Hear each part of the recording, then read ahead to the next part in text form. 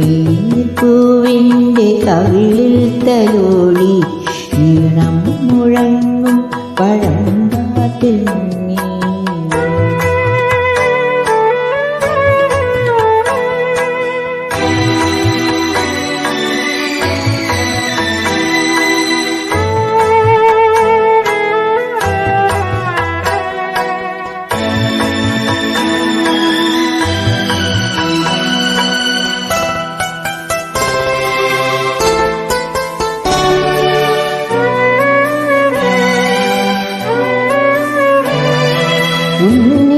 ഉണ്ണിക്കിടാവിന്നു നൽകാൻ അമ്മ നെഞ്ചിൽ പാലാഴിയേന്തി 1000 കൈനീട്ടി നിന്നു.